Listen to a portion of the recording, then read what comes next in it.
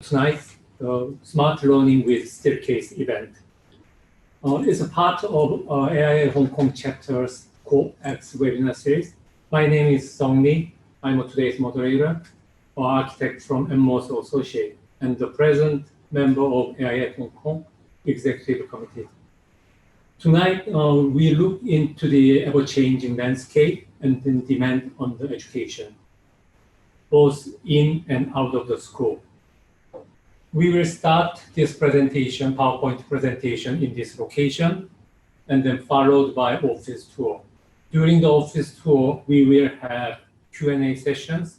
There are few stop-by stations, and then we will receive questions and then answer in that point.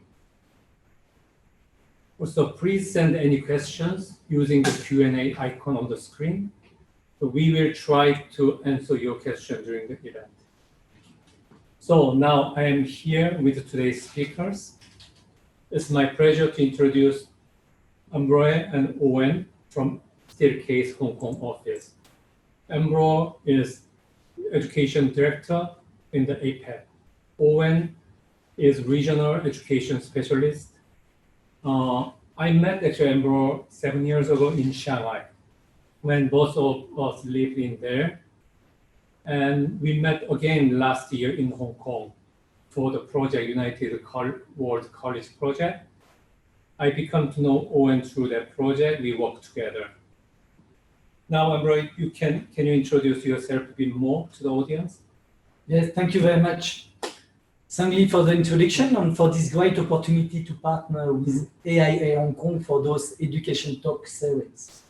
Thank you for all joining today from different countries and from Hong Kong. And a special thanks to Sang-Lee, our moderator today. Thank you. So the world of education has recently faced an exceptional situation that forces us to explore the now, the near, and the far challenges to learning environments with educational institutions. My name is Ambroise, and I'm taking care of the education segment at Steelcase in Asia Pacific. I've been 18 years with Steelcase, 13 years in Asia, and I'm now based in Hong Kong. Our reputation comes from a 100-year of experience in creating innovative learning environments with schools, universities, and corporate learning environments all around the world. Why are we passionate about smart learning today?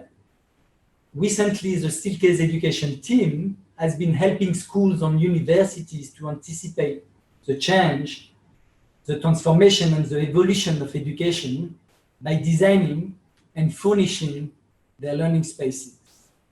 At Steelcase, we have been observing this new world by looking at how education and business are getting closer together by smart learning while smart learning. So I'm handing it over to Owen. Thank you. Thank you very much, Ambroise, and thank you very much, Song, and thank you for inviting us along. We're really excited to be able to do this kind of an event for you guys here tonight. Good afternoon. Thank you once again for joining us. As mentioned, my name is Owen Pescod. I look after the education business here in Hong Kong for Steelcase. Education providers are facing an unprecedented challenge this year. And especially here in Hong Kong, you know, with everything that we've gone through over the last 6 months, some students have been learning virtually basically since January. So what I want to do is I want to share with you some of the things that we've worked out recently, because this is not the only challenge. For some time, our researchers have identified how education is changing and the effects this is having not only on schools and universities, but on how we continue to learn through our working life. So excuse me while I just share my screen.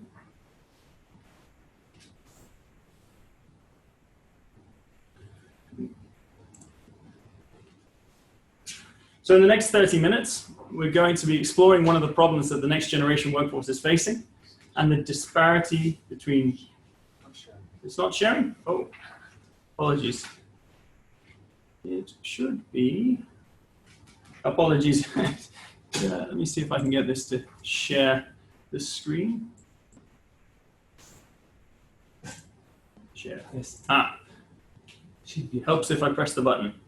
There we go. Okay. My apologies.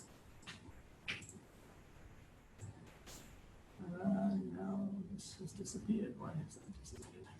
Okay, so we get back on track. So in the next 30 minutes, we're going to explore, as I said, one of the problems. We will then explore a case study from China that provides an example of how large companies are creating learning environments within their large campuses. And finally, we're also going to look at one or two recent university projects that we've been involved in to demonstrate our process and how we work with our clients, architects, and designers. So hopefully that will push through. Perfect. It's often said that teachers of today are teaching children skills for jobs that have yet to be invented. If we take the example actually of our intern in the office, Cameron, the high school that he graduated from last year is in many ways intensely different from the school that I graduated from 12 years ago. His schooling was focused on teaching him the skills and how to learn, rather than the repetition of the content, this much more traditional model.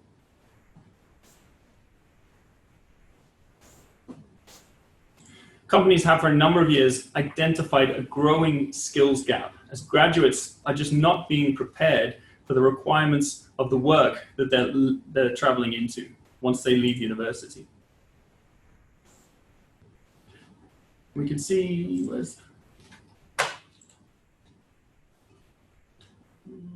apologies.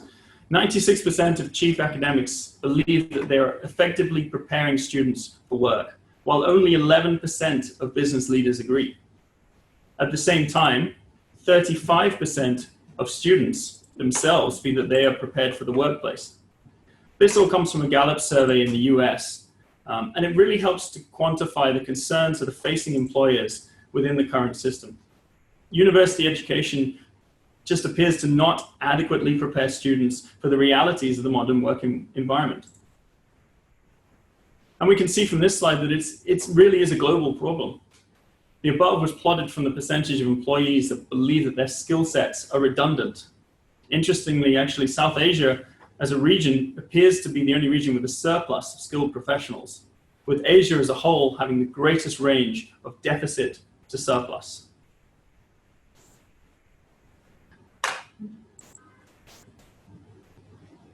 And the leaders suggest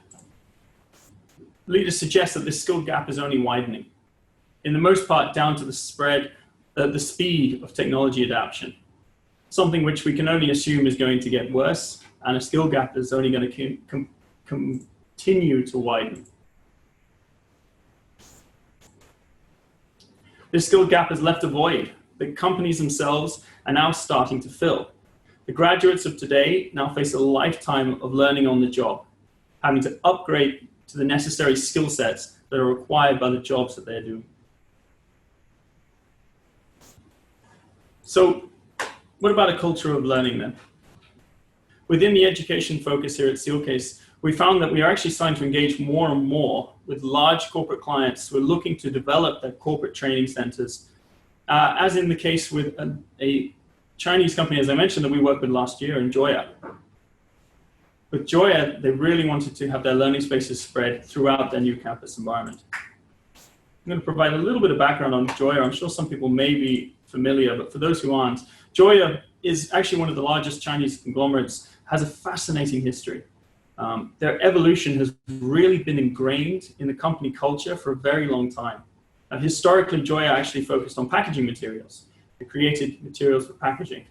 Having mechanized their own manufacturing, the company then evolved to become one of the world's leaders in manufacturing machinery and robotics and how to automate that manufacturing process. So they took a very conscious decision a long time ago that they were always going to be evolving their process.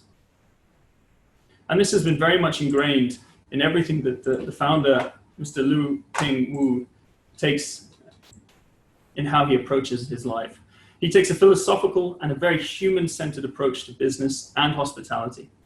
He approached Steelcase to help him realize his vision for a new headquarters, a headquarters that supported a culture of innovation and provided the ideal model workplace of the future, caring for and supporting employees, welcoming and inspiring customers and the local community.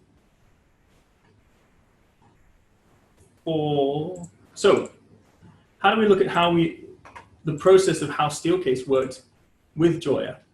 how did we design spaces that supported this culture of learning? Well, it all started, as you can see from the next slide, it begins with a series of explorations, surveys and engagements with employees that define the user and the specific priorities. You can see from some of the results above, 83.4% of employees, when surveyed, suggested that they wanted more choice and control over where they sit. Similarly, there was this definite lack of collaboration and problem-solving space, and they wanted more diversity of meeting spaces. Now, we also coupled this with a series of photo observation. As they say, the results of the survey are fantastic to get an idea of what the employees are looking for, but a picture really does paint 1,000 words. Observation pictures taken from the original space, we can see the visual representation of some of the issues that were highlighted on the previous slide. The lack of choice and control, the demands on storage, and the lack of diversity, especially in the meeting spaces.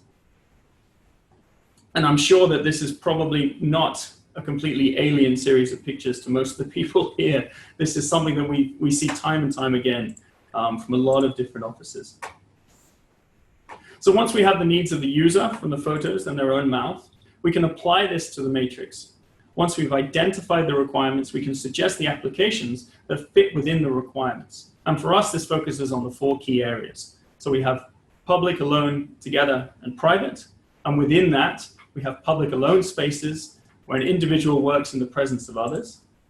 We have open group work with colleagues where an individual or a group will be working together in a more open setting. It's not hidden away. An individual focused work area that provides visual and acoustic privacy, again, to provide an individual with a different space for their own head down work. And then finally, a group work with visual and acoustic privacy. So similarly, a group workspace that is more sheltered and more acoustically private.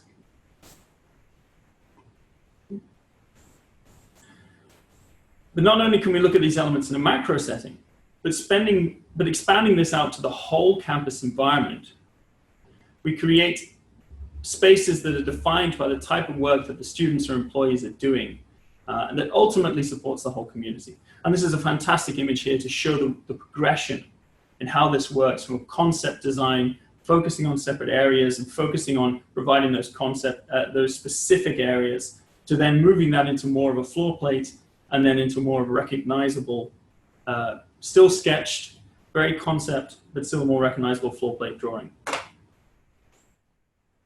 We also spoke about providing choice and control. Looping was very conscious about catering for his staff's well-being.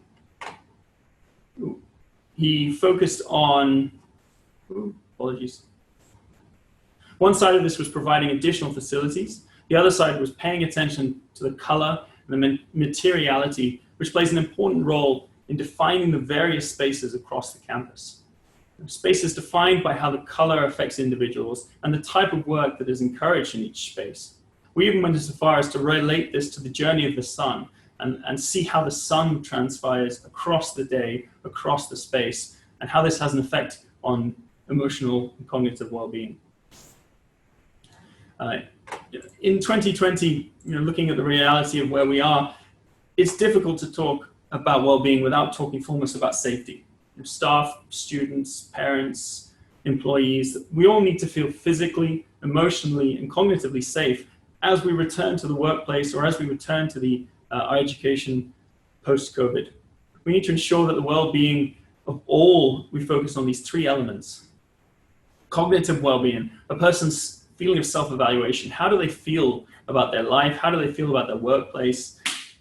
What is their approach to how they want to learn, especially in this current climate? Their emotional well-being, a person's ability to manage their feelings. How do they cope with the stress, the added stresses of what we are going through these days? And then you have the physical well-being, a person's body, their physical health, which obviously takes a critical role in how they feel safe when returning to these learning environments. I want to share some images. So to bring together all the aspects of what we kind of talked about, we created learning spaces spread throughout the Joya campus. The concept was to allow easy access to all. The Joya philosophy is very much about personal growth. So it was important that learning spaces needed to be prominent, and they needed to be spread throughout the floor plate so that anyone can gain access, anyone can very easily get inside and start to collaborate or start to learn in an open environment. So these are actually pictures taken from the Joya space. If staff are expected to be pushing boundaries and being on the cutting edge, then they must also be able to learn and grow as individuals. As the business is consistently shifting to larger and more important projects, it's important that we have that continuous development, and the upskilling of employees encourages them to take on new things. They also have an ability to bring in other groups. So they have a partnership with Tsinghua University out of Beijing, where they will bring in groups of students. They will bring in young individuals to come in, experience the workplace, and also learn alongside employees. And of course, as you would expect, technology has a great impact on these spaces. If we are to remember back to when we were talking about what the staff are looking for, one of the requests from the staff themselves was to have greater access to collaboration spaces. Intuitive displays, whether through a smart screen or a more traditional whiteboard, encourages quick collaboration in these spaces. Again, it's all about easy access. So anyone can come in with a laptop, you have the access to the internet, and you can very quickly interact with the screen and interact with your employees. Again, they have choice whether they sit, whether they stand, whether it's a standing height table. So all of those elements, again, in a macro setting.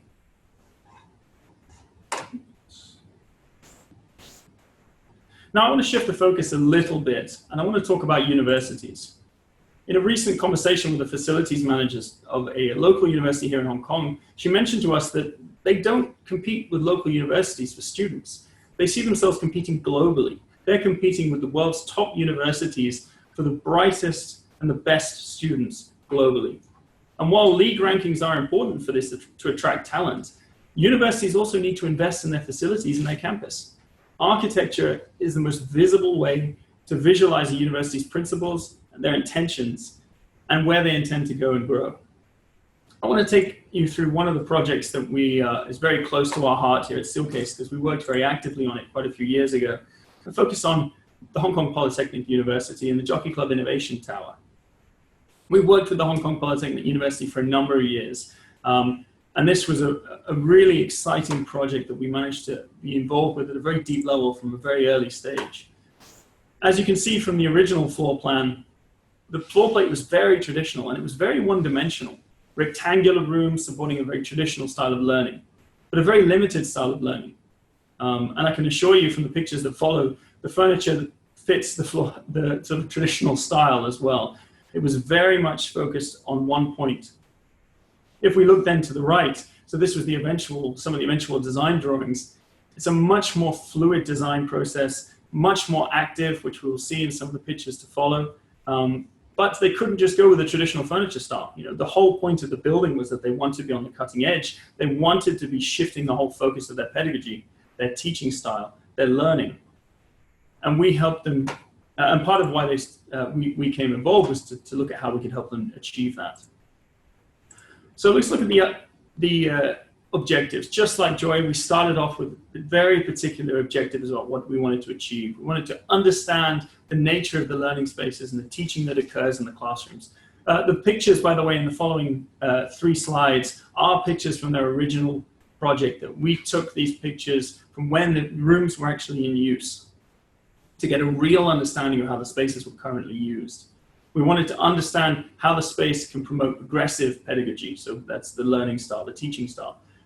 And a progressive approach to support a variety of learning styles. Again, as you can see, due to the nature of the rooms and the nature of the furniture, there's only really one method of learning that you could do in a space like this. Everyone facing forward, interacting the same way that we've been doing for thousands and thousands of years. And yes, there is a place for that, but it didn't fit in with the way that they wanted to be teaching. And when we have the ability to photograph that and visualize it very clearly to the client, to the architect that we were working with, it helped us to support their internal shift. Again, we started with passive observation. So we went in and we had a look. We observed what was going on. We observed the learning that was happening. We looked at the good things. You know, there's not to say that there weren't some very positive elements of the old space. but then combining that with the still photography and some contextualized interviews. So we were interviewing the key stakeholders. One of the things about any educational project is there are a lot of stakeholders, especially for schools and universities where you have the teaching staff, you have the students, you have the parents involved as well, you have the facilities manager, the school leadership. So it's very important to make sure that we're having a broad spectrum of interviews, that we are touching points with all of the stakeholders and getting viewpoints from all the different stakeholders. We also went through the visual diary to make sure that we were tracking these elements and again, able to link that back. Again, we looked at a couple of different spaces. One, of course, was the classrooms. You will see very one-dimensional, everyone facing the same way. But again, I can guarantee you that this is probably a lot of the spaces that you guys would see day to day. If you go to most universities throughout Asia, throughout the world, you'll probably see a format that's very similar to this. So there's not to say that there's not a positive there, but it didn't support the way that they were moving forward. The other space, of course, this is a design center. This is their faculty for design. So we had to look at their studios as well. Observing during the day, during the night, of course, design students, they spent a very long time throughout their day in these spaces. It had to be functional, it had to be comfortable. And the spaces that they were in right now, previously, I should say, were not supporting what they needed them to do. So the transition into what we ended up creating. With such an irregular floor plate, we needed to provide flexibility.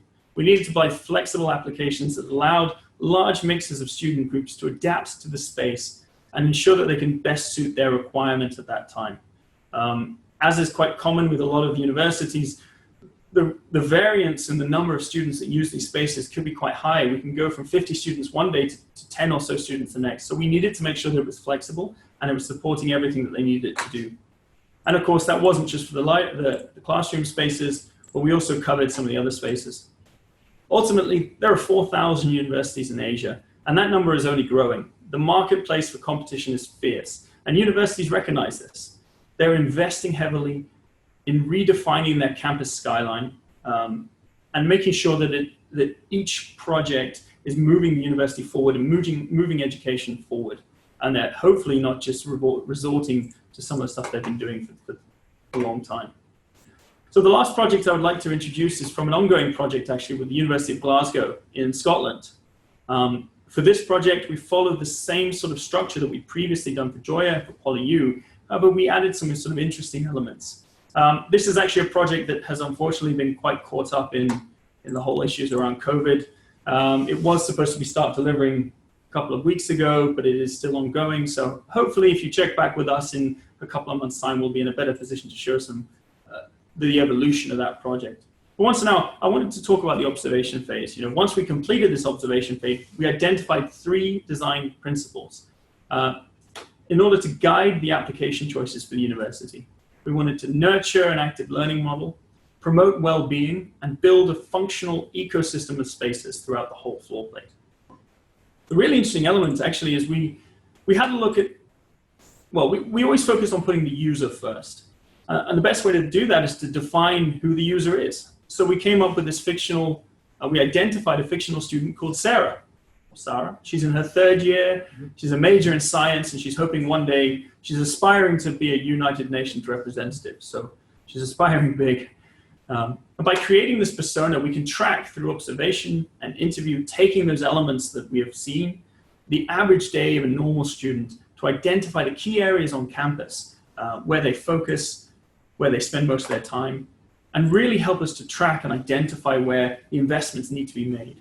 So for Sarah, for example, she starts her day in a one-on-one meeting with a peer.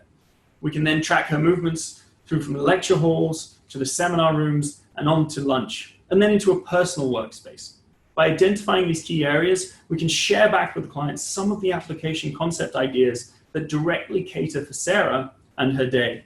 Now, I'm only going to touch on Sarah today on the student side, but we actually did this as well for the faculty and for the financial or the facilities managers as well, to show the variance and how these 3 interact or work independently away and the kind of different spaces that each needs.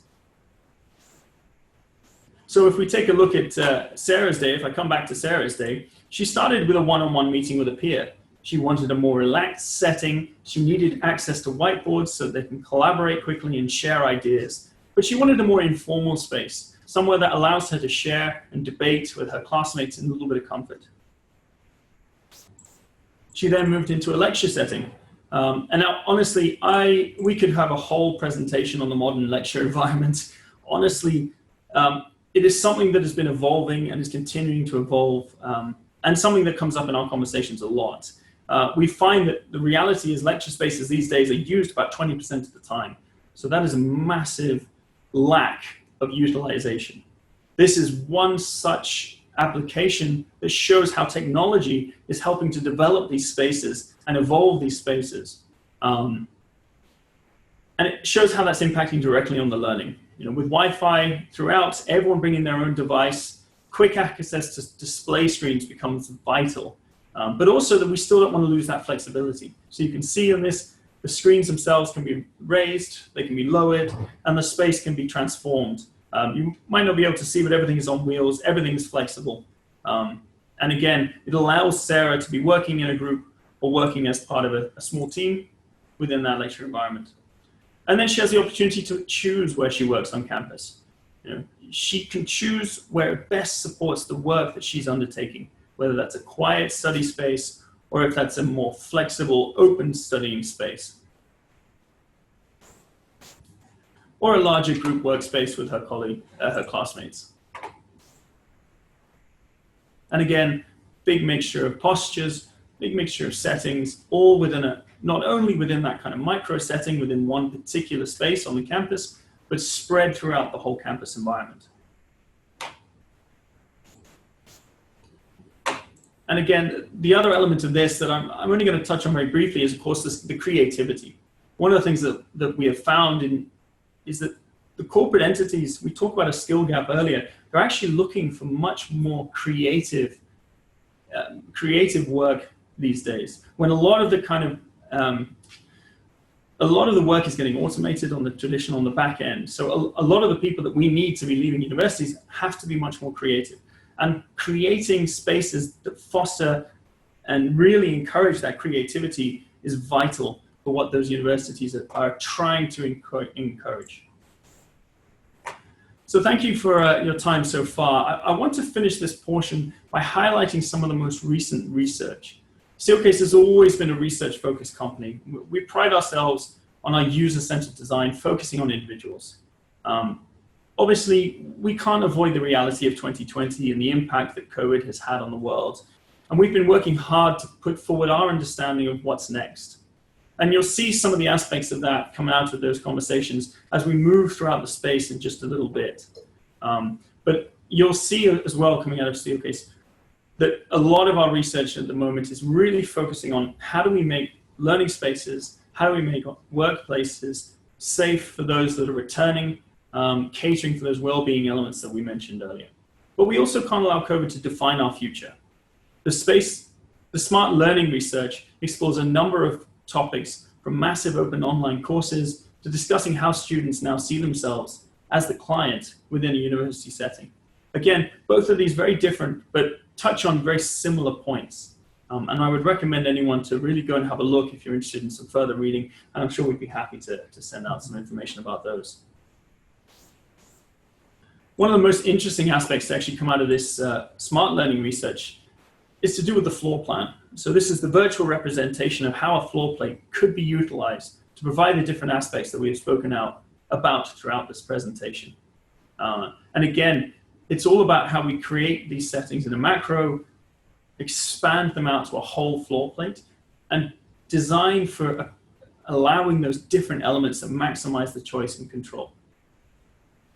When you'll see when you signed up today, we had this image, which I know is one of Ambroise's favorites, from an artist that was created a very long time ago, and his vision of what the year 2000 would look like. It's from a series. It was actually made of postcards originally, Côté. And it's really interesting to show not only the vision of what education was, but actually the realities that we still adhere to today. You know, it's not that far off from what we saw in the Poly University settings, the original settings there, everyone is still facing the same way. We have the earphones. We have, again, the content is being spoon-fed to people. It's still being fed into people, rather than this more creative version of what we're trying to improve today. But it shows that there's definitely scope for expanding on that. And that is about the end of the presentation. That's great. Thank you, Owen. It's a great presentation. It's very interesting to learn your research base and also very process-driven design, and also close collaboration with client and also architect throughout the project.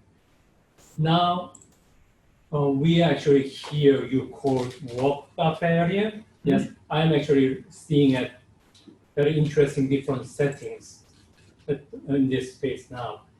Can you explain a bit more your concept of this space and also some way link to your presentation in this space?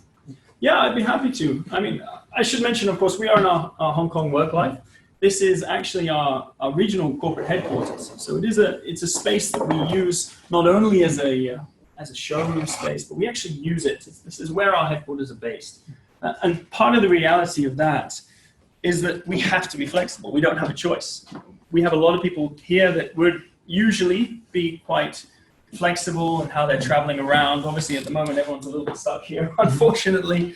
But we can go anywhere from, this space can have anywhere from 10 people one day to sort of 20 or 30 people the next day. So we have to have that flexibility, and that's really ingrained in the space that we have. And this is very much where we see learning spaces moving towards as well. It's all about creating that flexibility of spaces so that it's not just a case of one person has to come and sit at one desk throughout the day and work in one style. We have a variety of spaces. Anyone is flexible enough to come and work wherever they want. So if I find that the work that I am doing is best supported by coming and interacting with the screen over here, then I have the ability to do that. We have Wi-Fi throughout. We have the flexibility. Similarly, again, if I then want to have a coffee with my colleague and discuss something a bit separate, I can move throughout into the rest of the work cafe space, which I will come and show you guys now. Cool. It would of course help if I brought the microphone with me. There we go. So yeah, as I mentioned, really the main two things that limit anyone within a learning space or within a workspace is the access to the internet and the access to power. So when we're creating a space like this, and we're looking at how people can work throughout the campus environment, those are the two key aspects that we also want to be taking into account.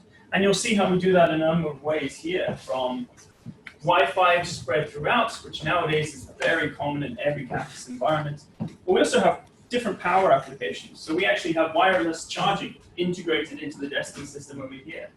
We also have a portable power unit that we've been developing in America that helps us to allow our colleagues or allow students to move throughout the space and not have to be tied down into one position by a requirement to be focused on the power elements.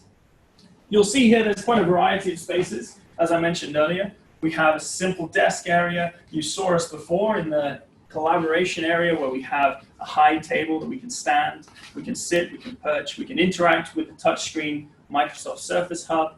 We also have, you may have noticed in the background, we have some more flexible whiteboards. But then on the other side of that, even within the same floor plate, we have softer spaces where an individual can come and sit, a little bit of acoustic privacy, but it's still relatively open. Or two people can come, face each other, share a coffee, and interact in whatever work they need to be doing. And then similarly, we have the high bench space that again, we can use when we have sessions like this. We can open it up, we can have coffee. Usually we would have some food out there. Again, apologies, the reality of 2020, we can't unfortunately, but at least we have some drinks that everyone can have a look at later on. Yeah, I think there are some, I'm hoping that there might be some questions by now. I'd be happy to answer. Before actually we start the real tour again, we could have one question from the audience. Yeah, I got a question.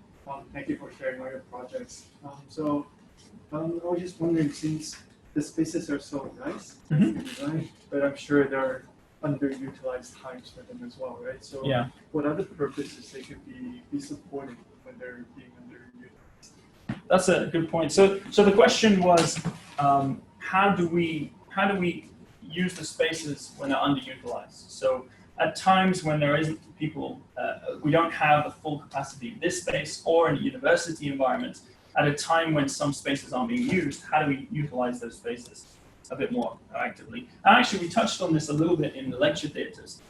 20% of the time they're being used. These grand lecture theatres, you have to have that space, but that's a huge amount of real estate, especially in Hong Kong. It's quite eye-watering, really. In our own space, that comes down to, again, the flexibility. So we have the ability to change this space up. As you can see today, we have it set up for a more of a lecture theatre. Actually, when you guys are not here, we would usually have the table pulled out so that people can come and use it when they need to. Or we can also set this up like a classroom. So when I've had school clients coming in, we've got the whiteboards to allow that quick collaboration. We can set it up like a classroom environment. And again, it allows for various different settings.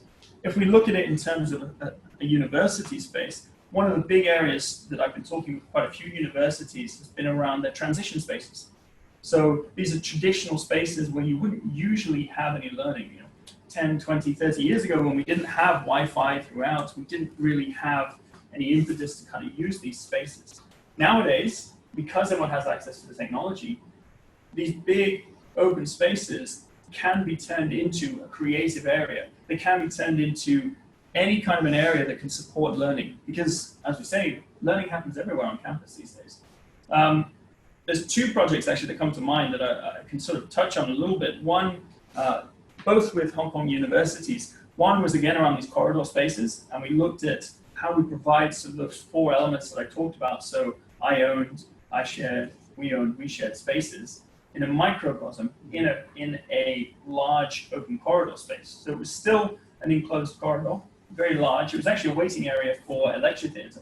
So it's a very transitionary space. And right now they just had outdoor furniture, and they found no one used it. They were saying, this is, again, a big use of space. But the reality was, yes, they had Wi-Fi, they had no access to power, and they had no access to any way that they could collaborate. So there was no whiteboard, there was no quiet, acoustically private space where a group would come together or an individual could come to work by themselves. It was just a very echoey, very open hall. So just by providing these kind of difference, with very minimal investment, we didn't really need to change too much, just by picking the key furniture for the space, we were able to create these different environments in a very simple space. The other one is actually a new project, an ongoing project. We're looking at the foyer area, so the lift lobby. And again, not a traditionally overutilized space, but in this case, quite a large space. And we're looking at how we can integrate learning commons. So again, it's a space where students are waiting for lectures, or they've just come into the building, they may be a little bit early, they might want to catch up like Sarah did with a colleague one-on-one.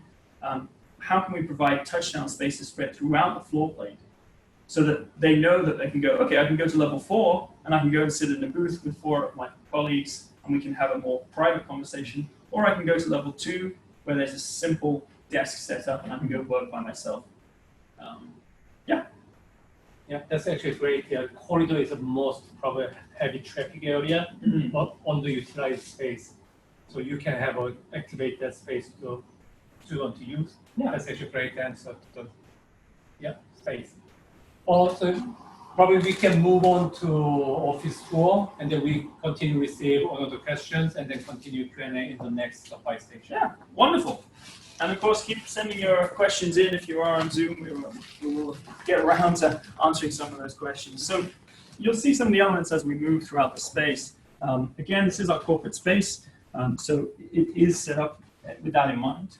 And I touched on earlier about COVID, so post-COVID, we've been working on how do we create spaces that people feel much safer, they're much more clean, and divided, if that is the way that they want to be going. So you might see some of those elements as we walk through.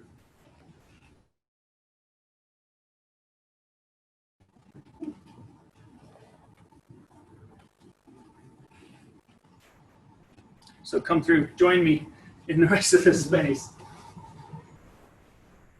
Backwards.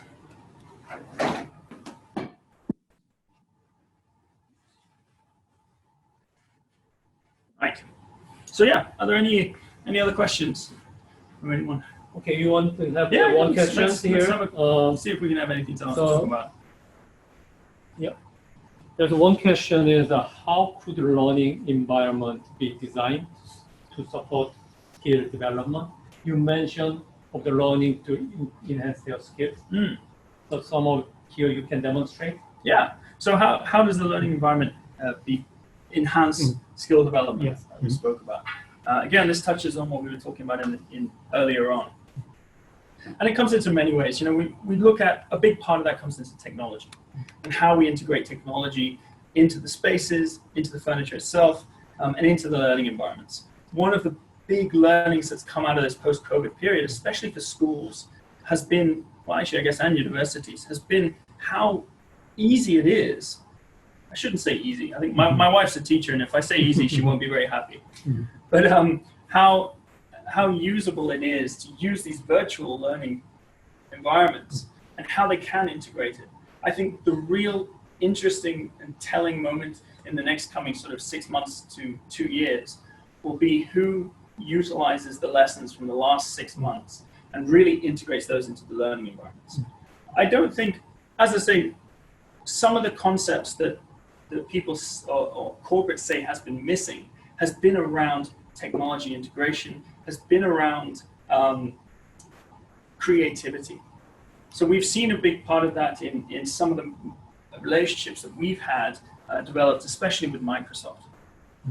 For an example, if you look at the transition between, especially the IB, the International Baccalaureate system, how that works, that is very focused on teaching people the skills that they need to learn, rather than the more traditional method of having them remember particular facts.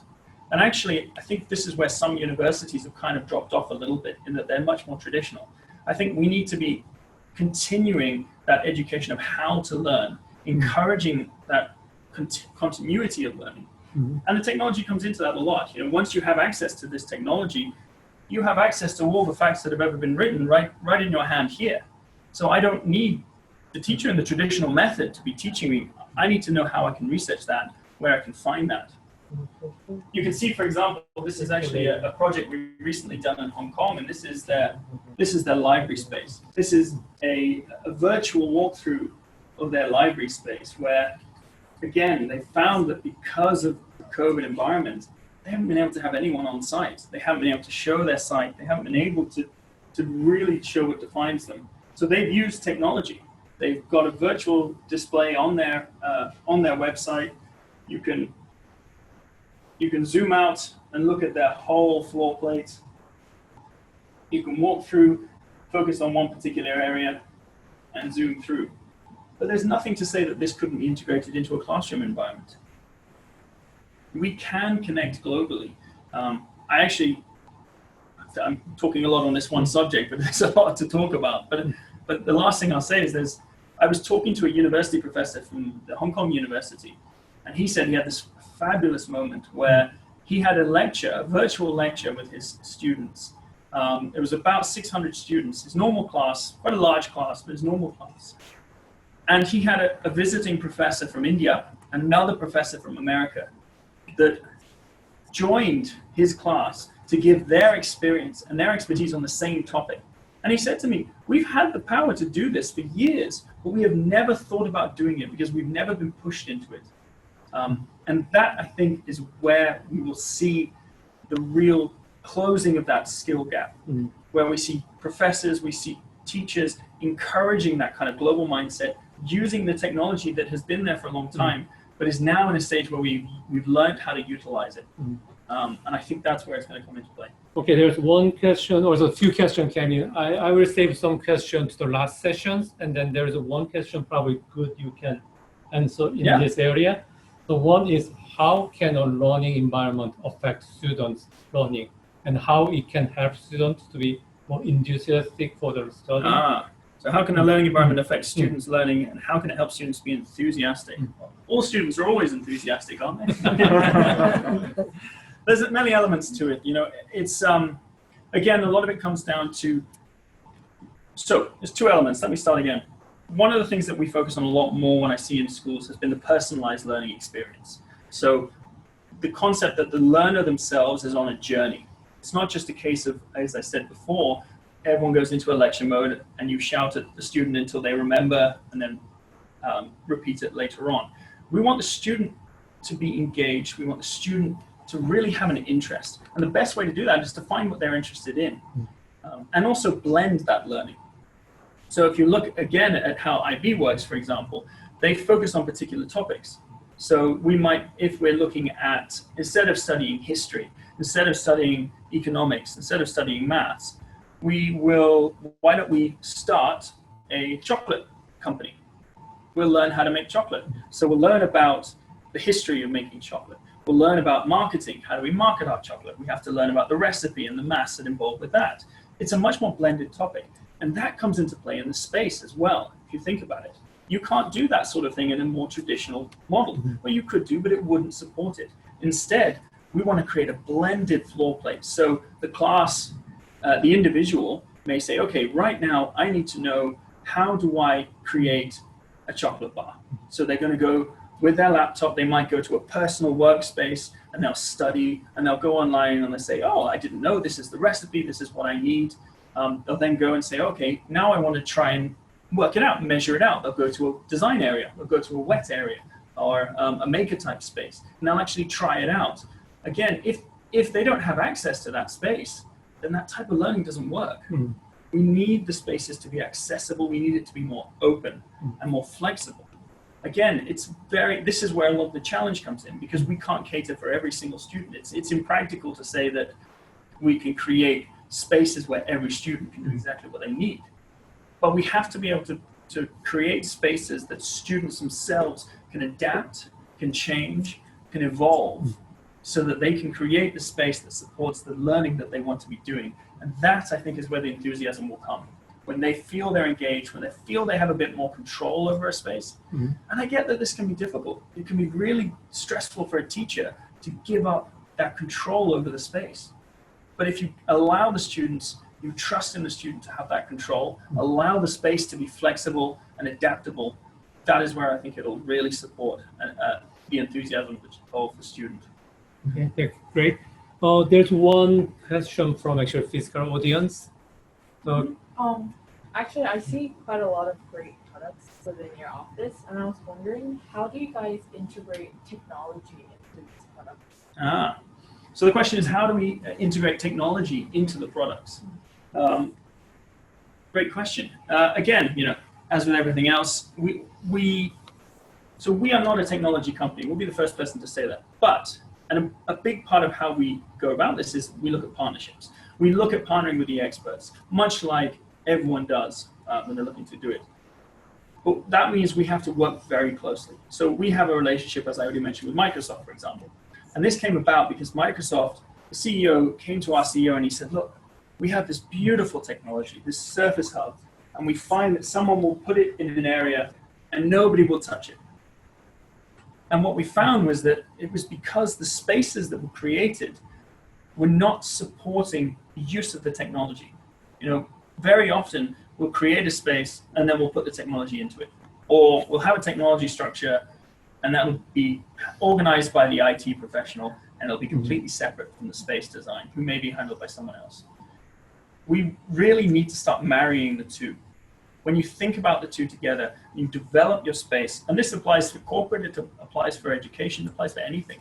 When you develop them together, that's when you really have an opportunity to say, okay, what sort of technology are we going to be using, and how do we create a space that takes that into account and that is supporting that?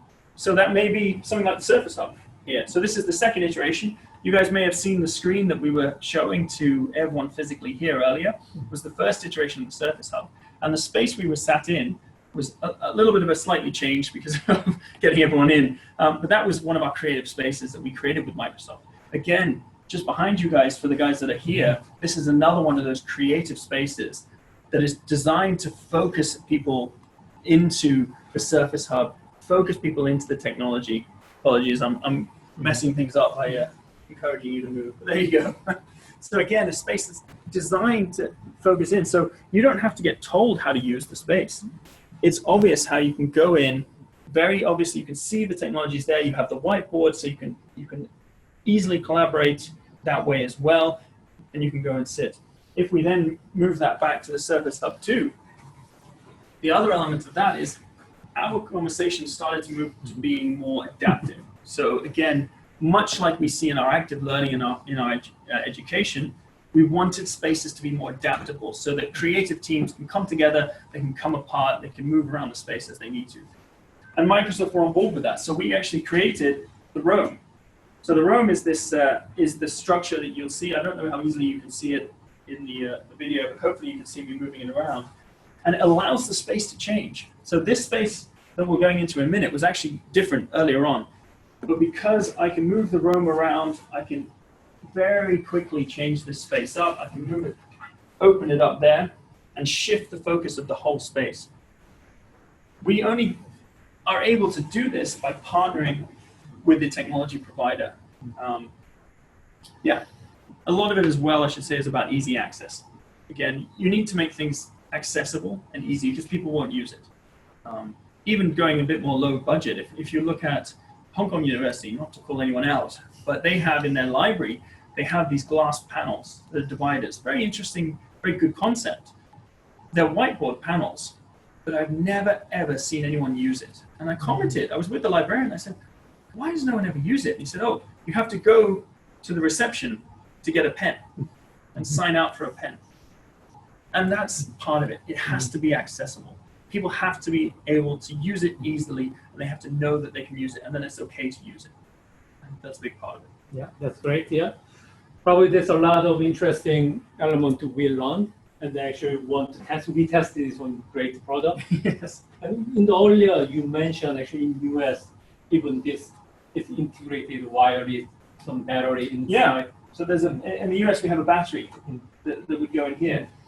And again, that came about because we found ourselves talking more and more about the flexibility of spaces.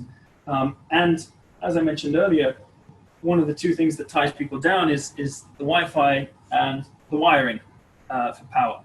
So we want to be eliminating that. I know you mentioned that your office in New York Also, yes, we are doing that. was trying to go wireless, and we need to be working. That comes from understanding who we're working with, understanding our clients, understanding our partners, architects, designers, and what you guys really need. And a big part of that is moving away from wires. Thank you. I think we can probably move to. Should we move on to? move to So I wanted to also touch a little bit more on well-being, because I think it's something that we kind of glossed over a little bit before. But again, it's such an integral part of when we're looking at a space, when we're looking at a design space, because we have to take it into account, especially in this kind of post-COVID world. So come and join me in this in the Brody over here. Owen, there's one question. I think probably this open space is right from the audience. Any thoughts on air quality control with these lovely open spaces, even COVID-19 situation? Air quality. So question is is and air quality. anything about air quality control, especially, as I said, post-COVID? A very good question. And again, a lot of this comes down to our partners. So we actually have been working with a company in China that specializes in air quality, whether that be monitoring, and we actually sat down with them very early on in COVID, and we said, look, we want to understand. It's not our expertise, but it's something that affects us greatly. We want to understand where should we be investing, where should we be worrying. So that company is called Pure Living. Very nice guys. And they shared with us, even down to the differences between cleaning and disinfecting, for example. But there are a number of things to take into account. Obviously, you're never going to have a completely closed system. And again, I will caveat this by saying that I'm in no means an expert on air quality. I would very happy to introduce to the experts that I would suggest to go and look to. But I can talk to a few points that we consider when we're looking at these spaces. Again, a lot of it comes down to you're never going to have a completely closed system. So we need to be, again, creating choice so that individuals can choose where they sit. We don't want to force an individual to sit somewhere because there may be a whole number of reasons why they might not want to or might not be able to, whether that be the proximity to the air conditioning, it might be proximity to the outdoors. There's a whole number of reasons why you couldn't. So choice comes into that a lot. And that again goes back to the well-being elements that we were talking about earlier. Another part is obviously regular cleaning, regular maintenance, making sure that spaces are cleaned thoroughly. We actually went to a booking system during the height of kind of the issues that we were having here in Hong Kong for our spaces, because we wanted to make sure that individuals were using a particular space by themselves for that time period, and then we could track the cleaning. Now we obviously, I think Hong Kong is incredibly fortunate because we have the experience from SARS, and I think we are actually ahead of the curve in a lot of what we've been seeing, especially in education. I was speaking to, again, our intern Cameron, and he was telling me that his school has had disinfectant in every classroom since he was been in school. So well over 10 years, 10, 15 years. And a lot of schools have already been engaging in these experts, these air quality experts, and taking these things into account. I know it's a very big issue in China, even before COVID as well. So yeah, it's about investing in it. Yeah, that's actually, it's fair for you. That's not your specialty. It's actually air quality as we work with the specialists, even architects, same way we do that. But one thing I'm looking at now in your space, there's one area is kind of contained more controls. Yeah, we can go and have a look at the box. Just seeing that probably easier to control some of potential air quality. Yeah, I mean, there's a number of elements of why you look at something like this. So this is an orange box. And it's funny enough, it's called an air pod. So it's obviously some of the aspects that came into it. A lot of it's about flexibility. Again, about a space. You don't have to build a room in this environment. Yeah. So I don't know if Cameron, if you can see that. So this system actually has a closing roof, and it runs off. It's on a circuit breaker. So so when the electricity is running and when it's engaged, when it feels movement or engages someone in the space, it will close. The ventilator will come on. The air will circulate through. So it's still relying on the outside air, but it can circulate through. Of course, part of the reason for that is actually down to fire safety regulations. So the beautiful thing about this kind of an application is because the roof opens, if the alarm goes off, the building's own sprinkler system will set out the fire. So you don't have to plumb it in. So it means you have a lot more variety in choice. This kind of a system takes about 4 hours to put together and about 2 or 3 hours to take down, depending on how good your installers are. And again, it means you can build it up. It just adds that level of flexibility. Actually, that's helpful a lot of time when we design that kind of space, always cleaning, maintenance of above space is a big issue. So now I can see it a lot easier to maintain control the air quality. And of course I have control over it, so I can open it up. I can change the ventilation of the air. I have the ability to do that, and I can even go out to change the lighting if I'd like to as well. Okay, that's great. And of course I can close out to the world. So I have my own space. Again, it's just about choice and control, if nothing else. Some people actually, funnily enough, one of my colleagues, Joe, during this time when we've opened the office back up again, he's actually been going and using one of the meeting rooms by himself. He's been going upstairs. He said he felt a lot more comfortable just taking that space, so he knew that he wasn't going to have anyone sitting either side of him. And of course, this is not something that we would usually see. We pride on having the flow throughout the space. But if that's what it took for him to be comfortable, then that's something that we need to take into account. When we created this space, not when we created, I should say, about 2 years ago now. Wow, 3 years ago. I've been here longer than I thought. We did a space utilization study. So we looked at how we ourselves are using this space. It was a little bit different back then, how we're using our spaces. We tracked how people are moving through the spaces. and we said, okay, we know that we need more small meeting room spaces. That's why we put in elements like this. That's why we put in elements like Brody, like we had earlier. We know that we have teams coming together. I mentioned before, this is our regional headquarters. So we actually have, sometimes we'll have a team from KL, we'll have a team from Shanghai, we'll come down, and they'll come together. And we need a space where they can just work together very quickly. They can change it if they need to. So by doing those studies, we know what we need from our space. But again, we have to be flexible to the changing nature of that. COVID has kind of changed that. Yeah. One question from here is how the COVID actually give impact in your office space, and then what's your actually immediate solution? Just one thing, seeing that I remember when I first visited last year, I don't recognize all those partitions, dividers. I've touched on little elements of it. So the question was around how COVID has affected us. Obviously it has. It's been impossible to kind of avoid. But we found that we wanted to make sure that we weren't just jumping into and creating something quickly to fill a gap that was there. We wanted to make sure that we were properly looking at it, we were researching what worked, and we were creating something that was relevant and that was actually supporting what we felt that we needed and what our clients needed. So you'll see in the space we have a couple of dividers. Again, not very flimsy, I'm rubbing my hands all over it, but I will clean it down later. Very easy to install and uninstall. It's actually a variation on something that we already had. We already have this kind of division. Again, it can be very easily untwisted underneath, removed, put in place. So it's not something that you have to have major works. Clients can and are ordering them and installing them as an afterthought. We've seen a couple of universities down in Singapore doing just that. And we also want the variety. Again, we're always looking for that choice and that control. I'll go through that in a second. We have the whiteboard variants, different sizes. So we still want that functionality. We still want something that is usable, but is creating that division. We had a look at the heights that these things need to be. You'll see they're probably higher than you would traditionally see. Because again, there's no point creating something that's just there for a visual. It needs to be usable.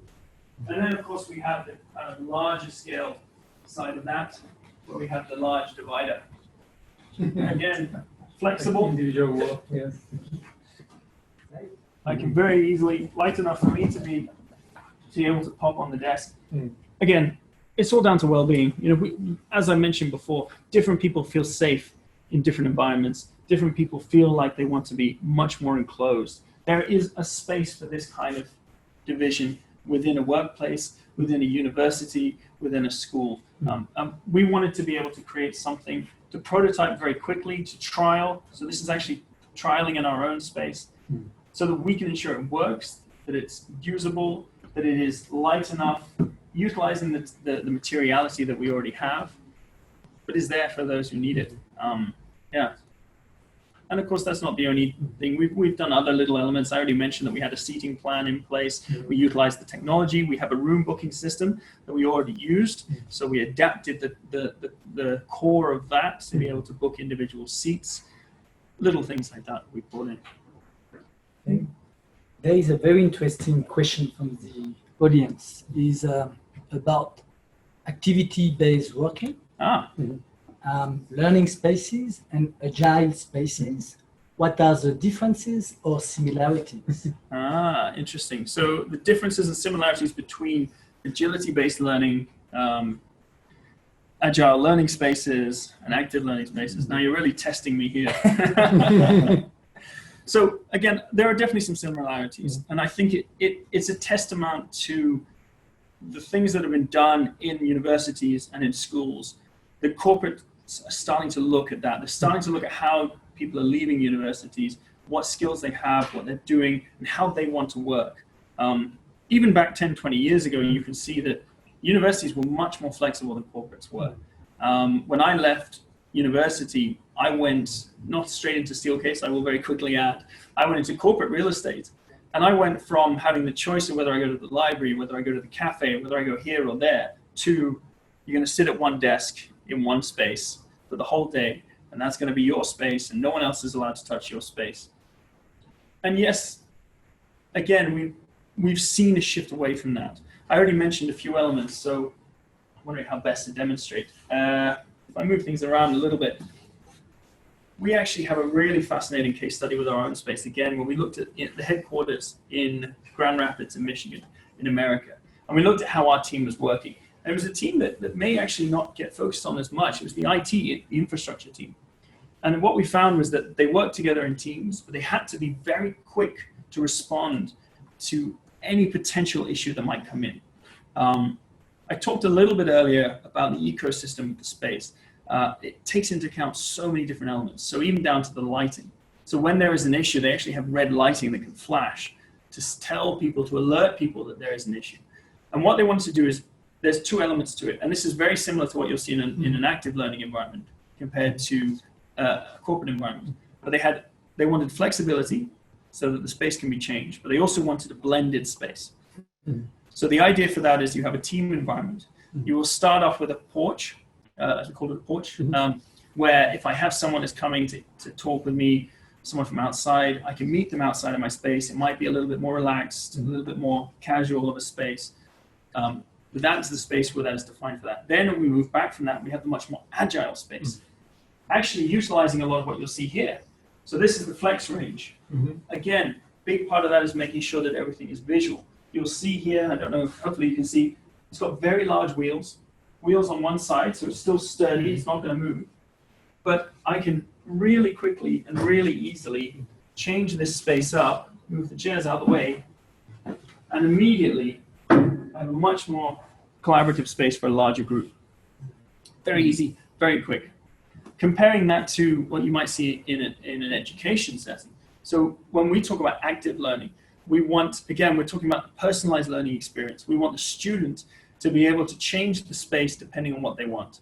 I've actually been talking with a lot of schools and universities about flex, for particularly this reason, because anyone can very quickly come in. If I have a group of students working on a project, we can push the tables together as I have just now. We can work, we can spread out. We actually have the whiteboards. Unfortunately, I don't have one here, but we can spread the whiteboard out, turn this into a collaborative setting. We then change the space, move it around. Again, I will rotate very quickly back, and we can go back to then an individual working station. So it might be a team of two, it might be me wanting to go and work individually. The other side of that is the blended element. So again, I can come and work here, I can go and work by myself in the Brody over there behind us. And that's very similar between the education and the corporate learning as well. I hope I've kind of touched on all of the aspects. I think you were mentioning as well project-based learning. Yes. The kind of configuration, how to support PBL. We talk about activity-based working.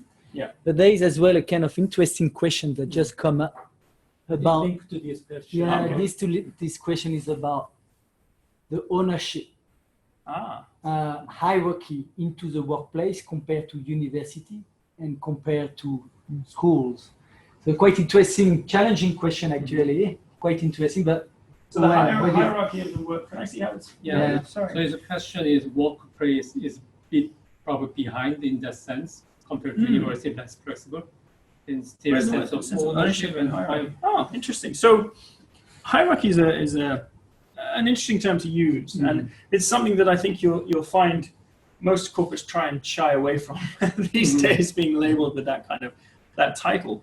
But a sense of ownership is important, whether in a learning space or a workplace. I already mentioned when you look at personalized learning experience, we want students to take what they call agency. We want students to take ownership over their ability to change a space or their ability to choose where they work. And this has to come through to a workplace.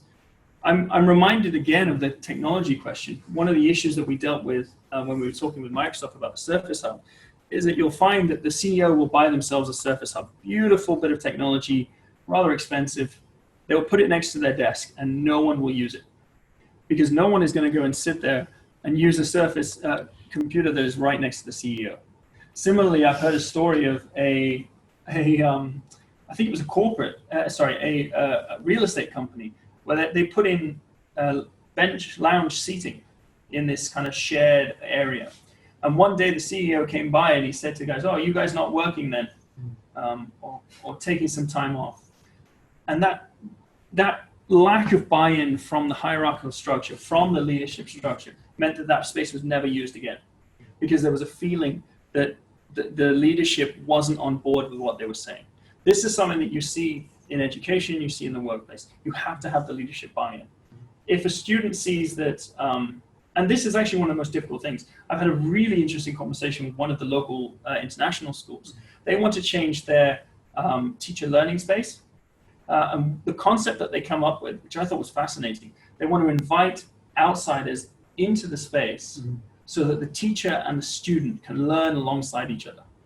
And for me, this is fascinating because it breaks down the whole relationship between the teacher and the student. We talk a lot about how we have to give students the option to learn the way they want to learn.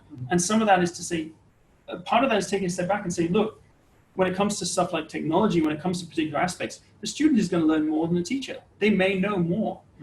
And but it's very difficult to break down that traditional relationship.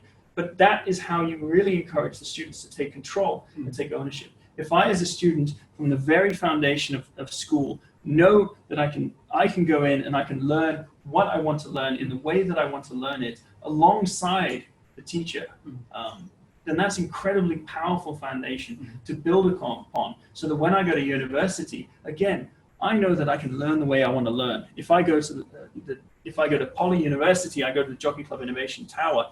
If I want to go and use a classroom that has flexible furniture, I can go and do that.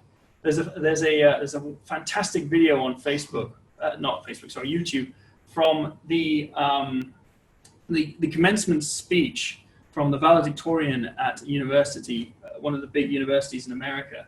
And he plays this dramatic music and he says, if I want to play dramatic music during my speech, then I am going to, because I have the power to do that. And that is what we want to be instilling from a very young age in the students, so that when they move into the workforce, they're confident enough to know that, okay, I can go and sit if I want to. I can go and sit on the bench and sit next to the AIA president. The thing I didn't mention actually here again, because there's not any assigned seating, yes, we have a hierarchy structure of a sort, but not in where we sit. I can go and choose to sit with whoever I want to. I spend a lot of time sat next to Ambroise, obviously, because we work together, but I can also sit next to the Asia Pacific Financial Director. I can sit next to the HR Director.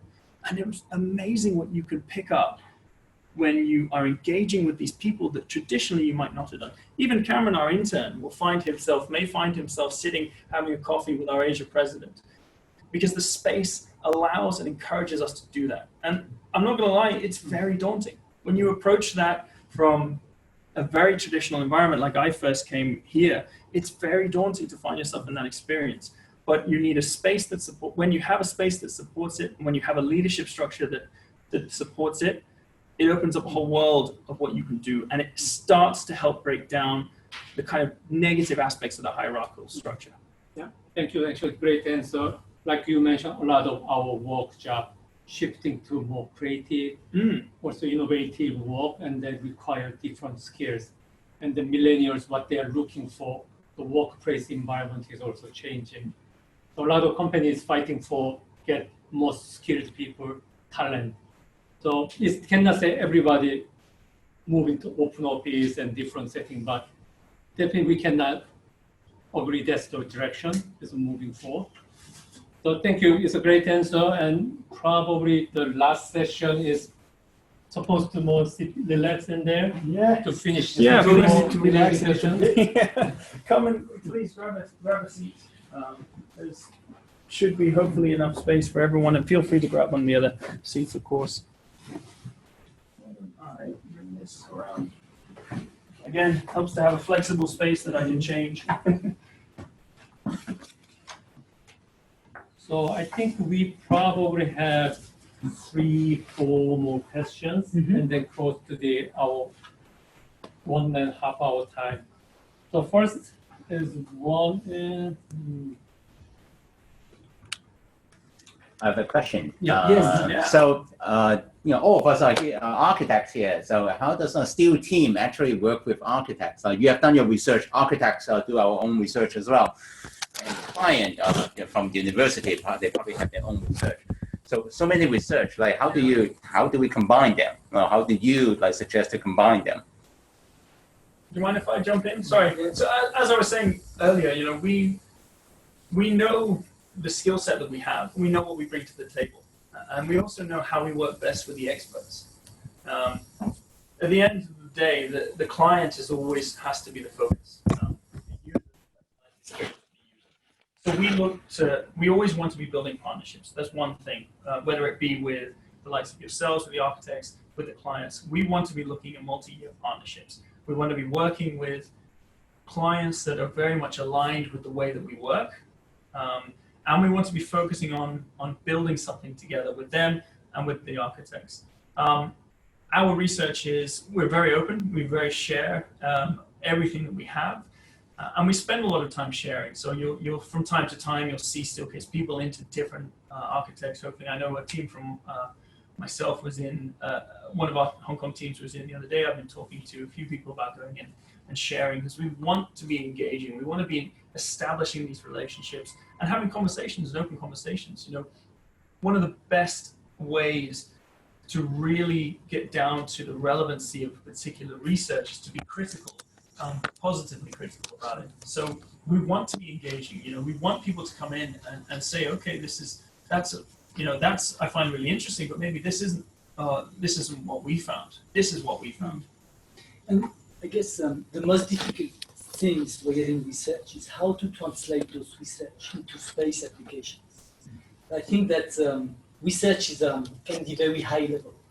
It can stay in the books forever, or it can be applied into, specifically when we talk about space architectures and furniture.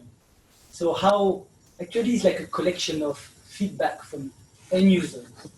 We collect, and then after we give back to end user architects and designers to come up with a right solution altogether. So I call it the magic triangle. When we have an architect, we have it says Steelcase, and we have the end user. At the end of the day, we have the same goals. Is to come up with satisfaction of our clients or satisfaction of our students, teachers, and of course executive who share the same goal.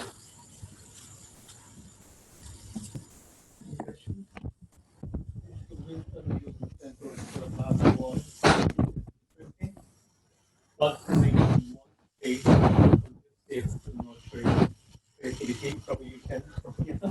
We actually Owen covered it quite a bit already, but we were talking about creativity and the environment and technology. So what makes in your research and in your what makes one space more conducive to the nurturing of creativity over another? What are the considerations?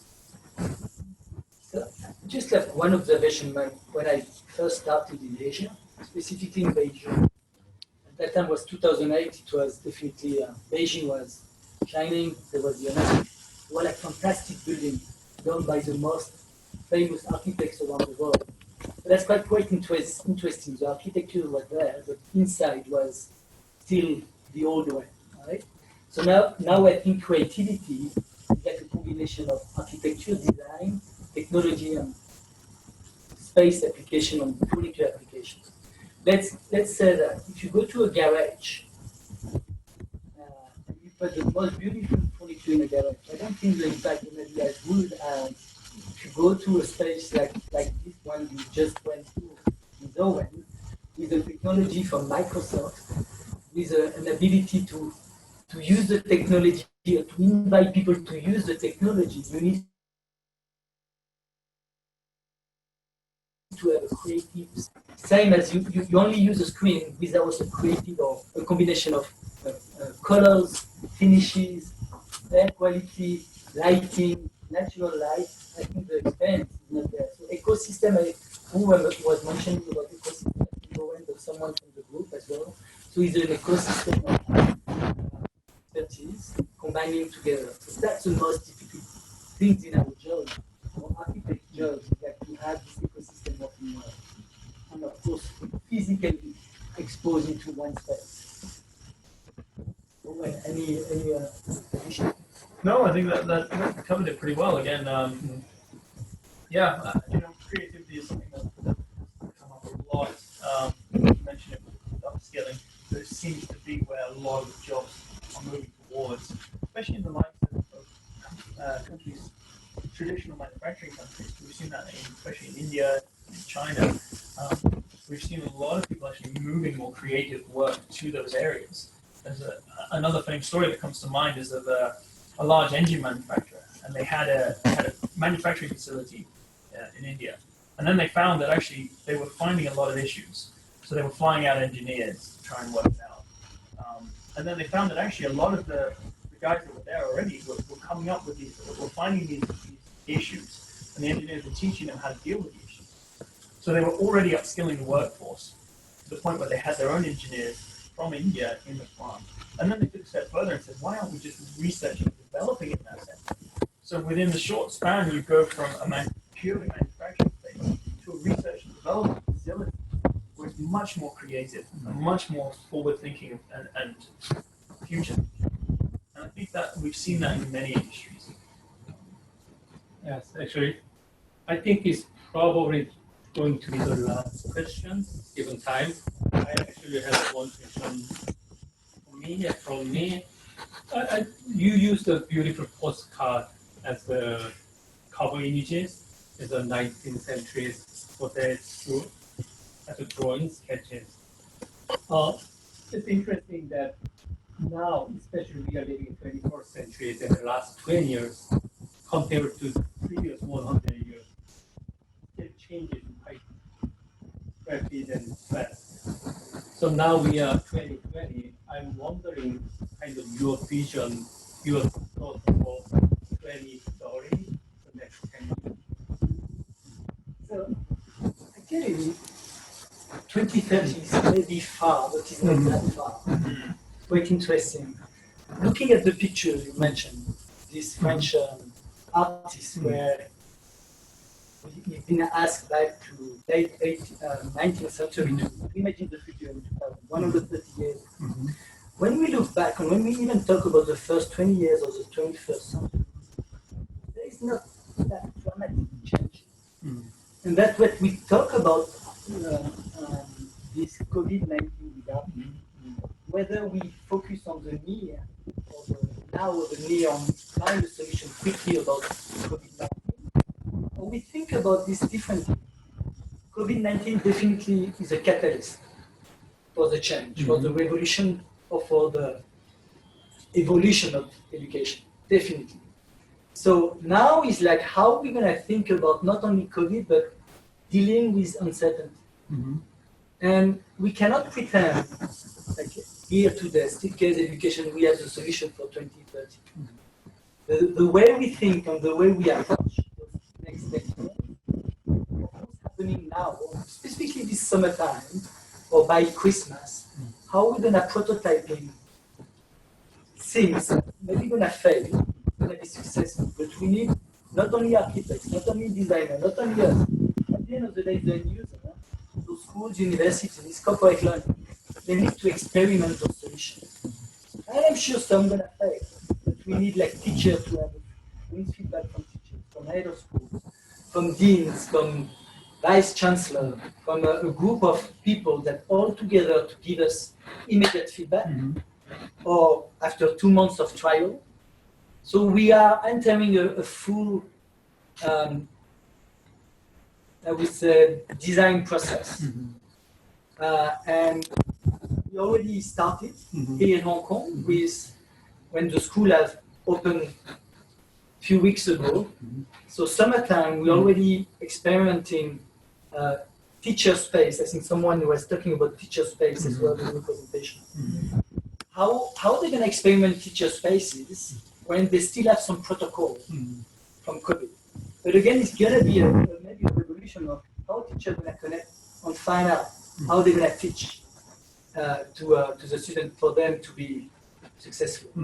Another one is Open University. We went through trial for the past couple of months. How to anticipate the change? Again, we don't have the answer to that. So let's have the next 3 to 6 months together with architects in the audience here. With architects, I saw some great question from the audience from AIA and American Institute of Architecture. So that's, I think, the great time today to put those questions Amazing. And happy to have the next session with you guys. And I think we are now close to the end of I the think it's session. time to close today's event. Thank you so much, Ambroise and Owen. It's a great presentation. And also thank the audience for joining from online or some physically attending. It's been a great pleasure with you tonight together. And wish you all have a great evening to have time. And goodbye. Thank you. Thank you.